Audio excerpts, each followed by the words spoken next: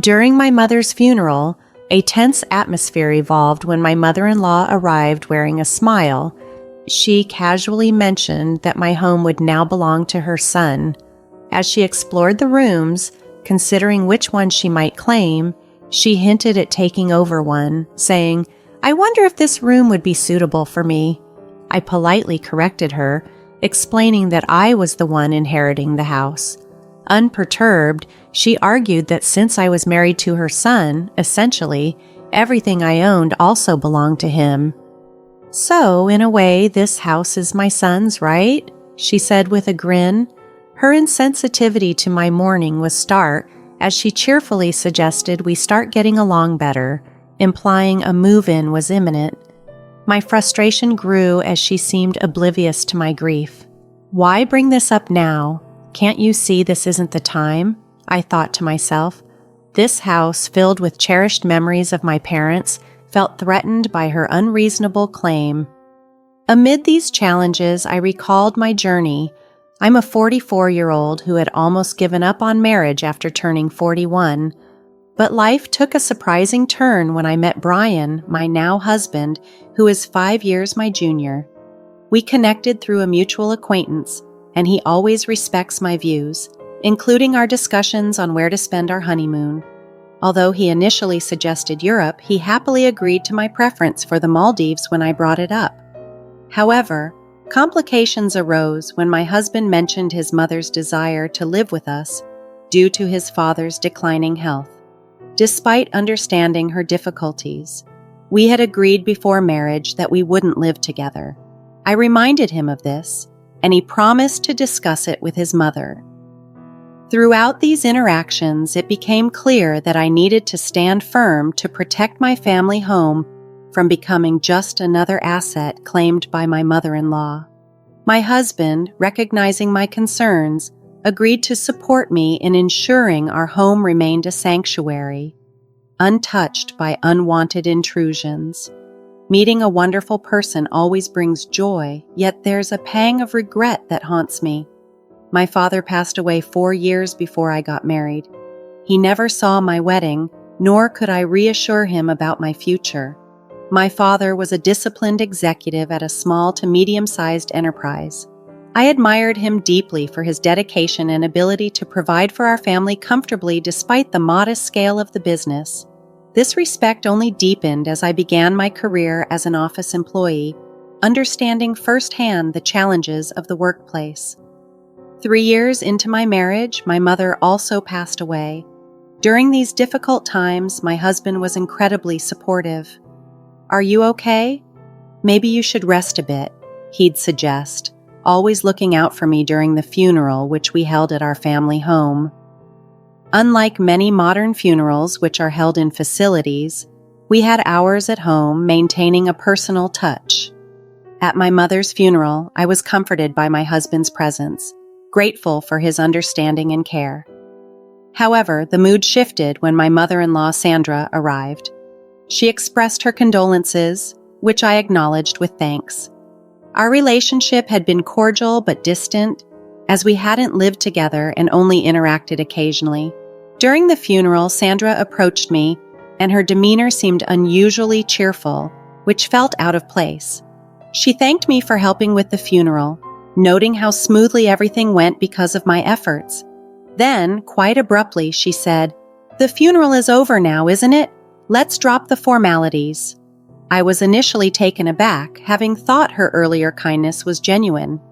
She then began commenting on how splendid the house was.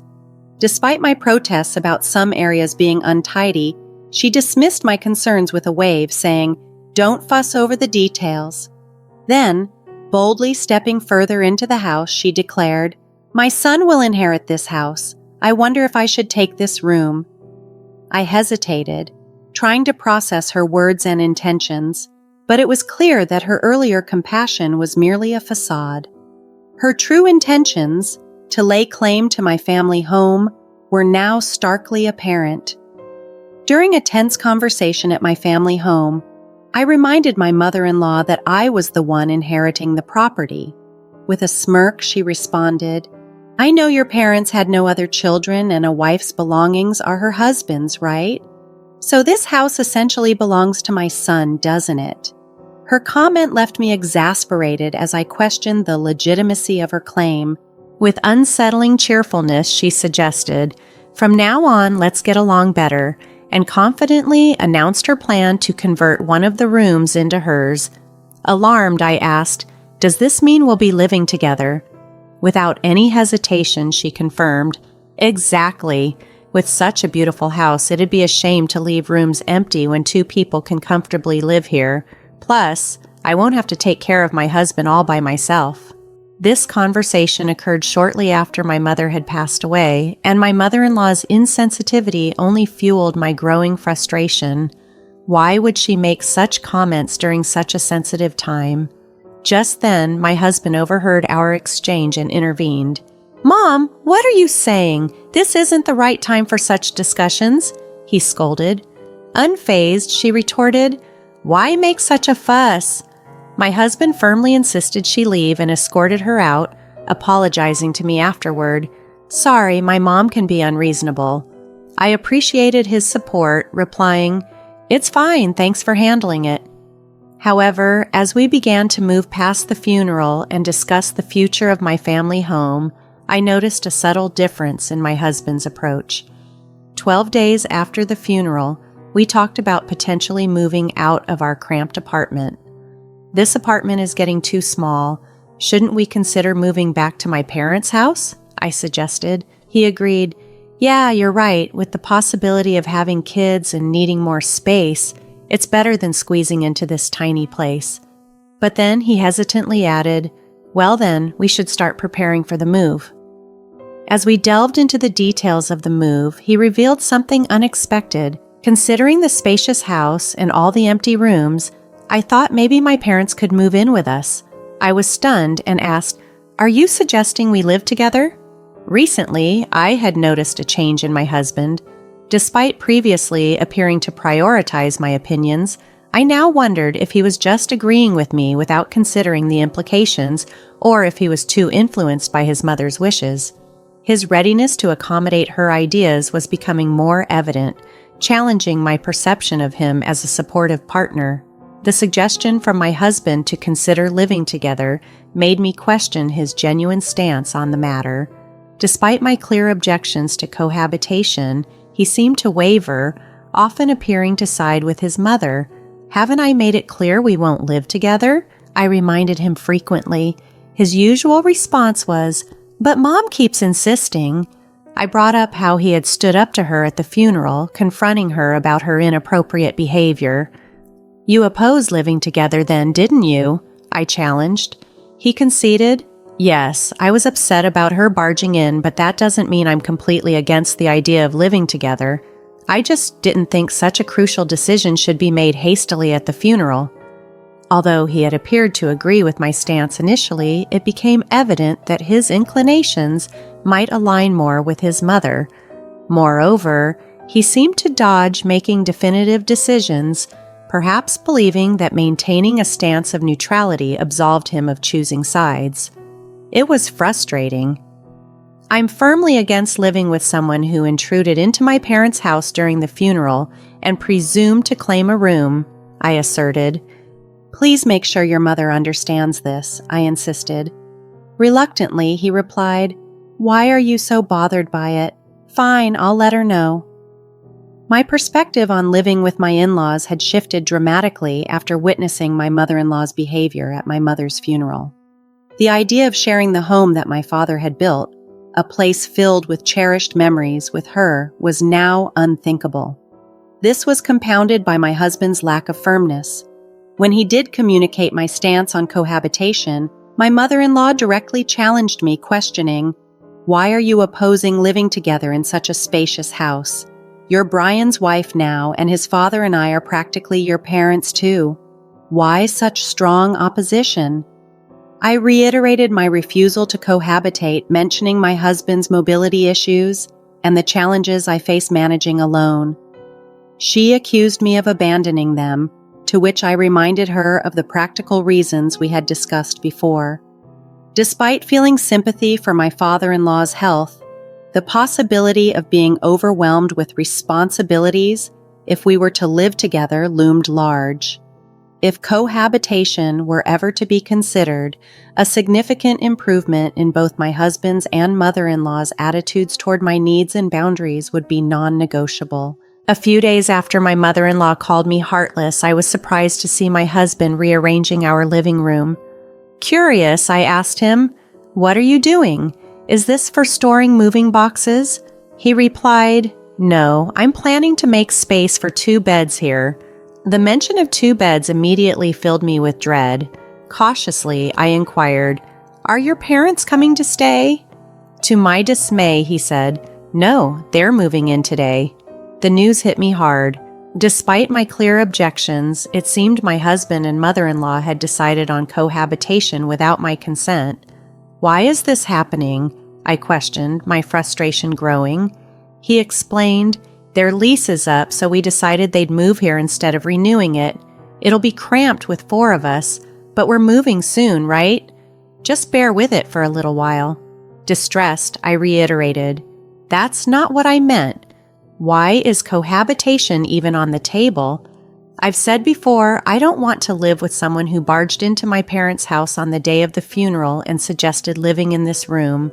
He promised to talk to his mom, adding, "We'll be living together from now on, so please try to get along."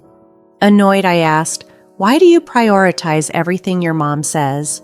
He tried to clarify, "It's not about prioritizing her. I listen to both your opinions and make judgments." However, it was clear that when it came to my mother-in-law, he seemed unable to resist her influence, believing he was making independent decisions. I had always seen him as kind, but alongside my mother-in-law, he became a different person, inadvertently forcing me into this unwanted living situation. As we welcomed my in-laws into our already cramped apartment, my mother-in-law began to complain about the living conditions. I apologized for the sudden addition of 2 more people and assured them we would manage until we could move to a larger space. Although my father-in-law Frank seemed polite and I hoped he wouldn't be a problem, it quickly became apparent he was inclined to follow my mother-in-law's lead, turning into another yes man. Just days later, my mother-in-law asked me to run an errand to buy a medicated patch for her, a small request that nonetheless added to my growing list of frustrations. As my in-laws prepared to move into my parents' home, the situation grew increasingly untenable. Faced with the prospect of living together under one roof, I felt a desperate need to take control and protect my parents' legacy. My mother-in-law was openly excited about the move, looking forward to the space and comfort it would afford. Unbeknownst to her, I had been quietly making preparations of my own, determined to preserve the sanctity of my childhood home. After about 12 quiet days, I made a drastic decision. I had officially renounced my inheritance, securing court approval to relinquish my rights to the property. When I announced this to my family, I explained, "This house holds immense sentimental value for me. I couldn't bear the thought of you living there, so I've decided to let it go, keeping it as a beautiful memory in my heart." My mother-in-law was incredulous, berating me. "What madness possessed you?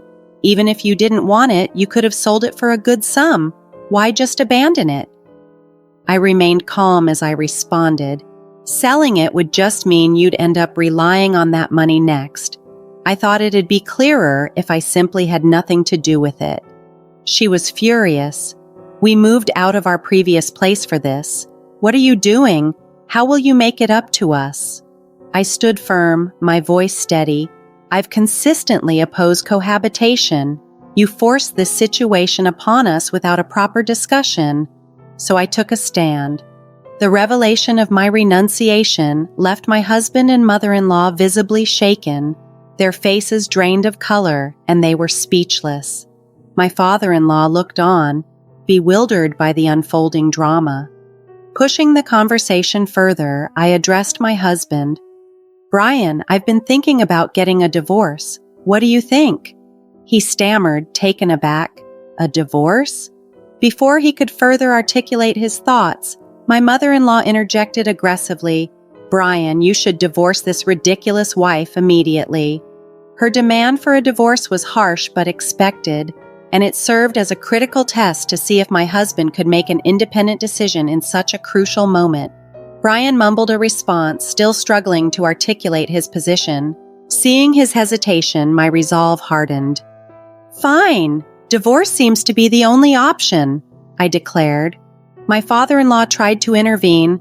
"Brian, it can't be helped. Your mom is insisting." Brian finally spoke up, albeit reluctantly. "Well, you seem to want a divorce too, and maybe that's for the best." Even in this pivotal moment, it became clear that my husband, along with his father, remained unable to stand up to my mother-in-law's dominant will, always defaulting to her wishes in even the smallest decisions. When my husband suggested divorce, it seemed as if he was trying to portray it as a concession for my benefit. Resigned yet determined, I declared, "Very well, let's proceed with the divorce." I planned to move out with just a few essentials. That night, I stayed in a budget hotel, knowing urgent tasks awaited me. The following day, I took a half day from work and went back to the courthouse to manage these matters. A few days later, my mother-in-law called, clearly agitated. "What's going on? It seems that house is now becoming yours. Why this sudden change?" she demanded, likely having learned of the situation through the estate division process. "Yes, the house is mine," I affirmed. Accusations flew from her side. "You forged documents and deceived us." I responded calmly, "Why would I forge documents meant for court submission? Those are genuine." "Then why is the house becoming yours when you were supposed to renounce the inheritance?" she pressed. I explained, "Well, right after I submitted the renunciation application, I withdrew it. Renouncing an inheritance is indeed difficult once accepted, but it takes about a month for the application to be processed, during which it can be retracted. The documents I showed were from the application stage. I intentionally led you to believe I had relinquished the house and used the threat of divorce to gauge reactions and decide my next steps. I had not expected my mother-in-law's mindset to change, but I had hoped my husband would show some sign of not wanting the divorce. If he had expressed reluctance, I planned to reconsider and later clarify the situation about the house. However, things had progressed differently. "So, the property division will make the house yours then? Since it was acquired before the divorce, it's subject to being split, right? You two are supposed to sell it and split the money, aren't you?" My mother-in-law reasoned, looking to salvage what she could from the situation. However, I had anticipated this. If that house were jointly acquired, it would indeed be considered marital property. But it's an asset I inherited, which is exempt from property division. Specific assets like inherited property aren't eligible for division, I clarified. She persisted. "What about the money that would come to Brian through property division?" I calmly responded, "We've only been married for a few years." This brief marriage duration further complicated her plans, as the shorter the marriage, the less likely the division of individual inherited assets, preserving my rightful claim to the house. After my conversation with my mother-in-law, where she branded me as selfish and heartless, I stood firm in my resolve to protect my family home. "I'm safeguarding this house because it holds precious memories of my parents," I told her. "I don't want people like you living there. If you have any further complaints, please go through a lawyer." Following that heated exchange, the divorce proceedings unfolded more quickly than expected. It seemed my mother-in-law had urged my husband to hasten the process. Regardless of her motivations, the divorce was finalized, liberating me from the ongoing stress of dealing with my in-laws. There was a profound sense of relief, as if I had successfully protected my father's home from potential disruption. After I moved out, my ex-in-law continued to live in the apartment where my ex-husband and I had resided. Despite there being one less person, the limited space must have felt even more constrained. My former mother-in-law began looking for new living arrangements, but their age presented hurdles in passing rental screenings. Eventually, my ex-husband found a smaller, single-family home for them. Although it was a downgrade in size and likely came with higher rent compared to the apartment, it offered them their own space. He took on the responsibility of supporting his parents, facing a challenging road ahead. Initially thrilled by the prospect of moving into the large house left by my father, my former mother-in-law had to settle for a considerably smaller and different reality, which must have been a disappointing turn of events for her. As for me, I started a new chapter in the house that my parents left behind. It feels warm, almost as if my parents are still with me, preserving their legacy and the memories we shared. This new beginning marks a time of healing and reflection, a chance to honor my parents' memory in the peace of their beloved home.